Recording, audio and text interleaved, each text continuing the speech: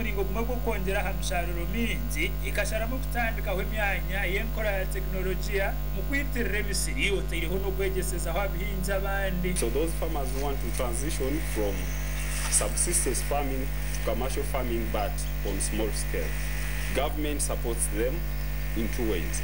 We are promoting solar, the one you have seen, and also gasoline or petrol, which our people always generate. Wahati district ya Rubirizi imyanya nkandagaro ziri kushanga umugombora ya Rutoto, Kanyasande ziri kushanga umugombora ya Katanda hamwe na Kafuro ziri kushanga umugombora ya Kirugu. Niyo myanya eteyirweho kwegesezamo abahinzi kandi government iteyire musente zikwingana miliyoni 52 irkurabira mu Aditex company barara mu sites 3 ya Katanda, Rutoto na Kafuro.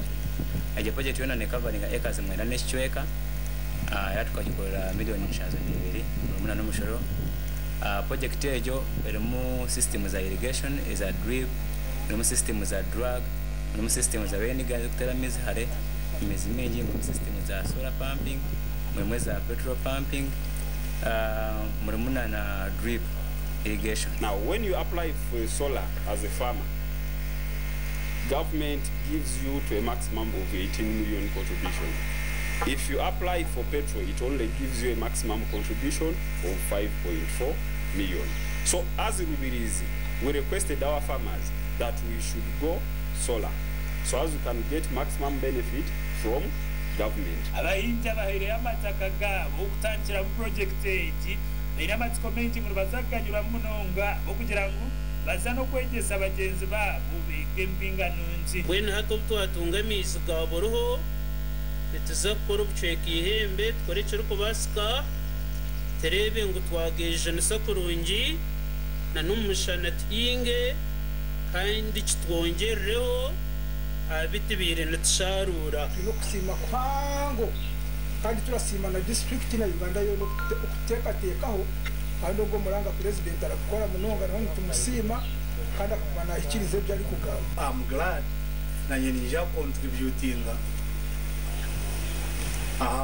kwereza abahinjo mu itakari yanjeri kandi ngira barabanze kwija kwega kwegeraho nabo, so it gives me a lot of pleasure. Abembezi ba district eji bahigira bataka ukorekera kubasika cyona kurebeka ngo bakwatanisa na government abo entunguka yetanga project zina kapwate no kwese byamizi ite students turabaho ukarutoto sub county.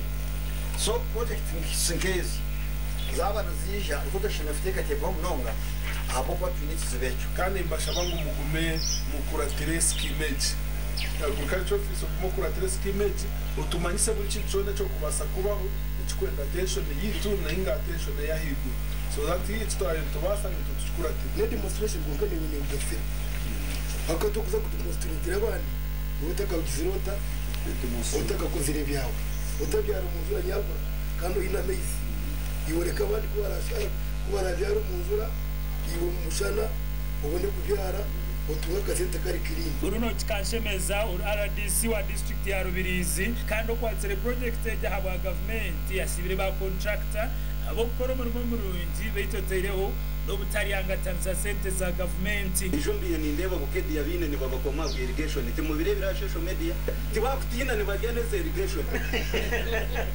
uno yetegereza, but for the case of Rubirizi within months our project is complete. Now we are commissioning it, so tushemerire kuba nitisiye. Gashakwa Sharif Murungi, aba Sky TV, again show.